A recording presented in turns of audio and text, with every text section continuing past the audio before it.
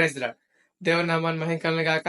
మరక్షరాలు కలిసిన భాగ్యం దేవాదేవుడు మనకు అందించినందుకు దేవుడికే వందనాలు చెల్లిస్తూ వాక్య భాగంకి వెళ్దాం.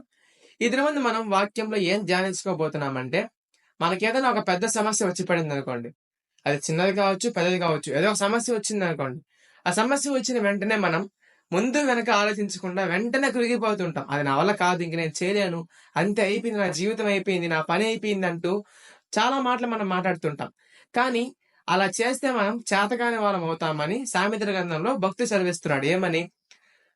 శ్రమదినమందు కృంగినవాడు చేతగాని వాడు అవుతాడని.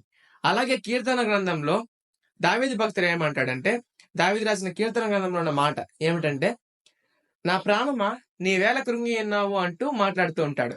మనం ఏదైనా సమస్య వచ్చినప్పుడు దానికి కావాల్సిన ఆలోచన వెతకాలి.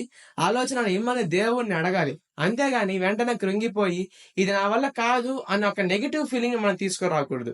ఎందుకంటే మనకు సహాయం చేయడానికి దేవాది దేవుడు ఎల్లప్పుడూ కూడా సిద్ధంగా ఉన్నాడు. మనం అడిగిన వెంటనే నీకు ఈ సమస్య ఉందా, నేను తీరుస్తానంటూ మన వెనకంటూ ఉండే ఒక తండ్రి లాంటి వాడు మన దేవుడు.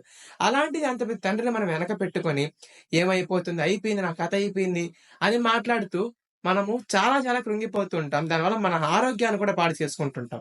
కాబట్టి ఏదైనా సమస్య వచ్చినప్పుడు దేవుణ్ణి అడుగుదాం.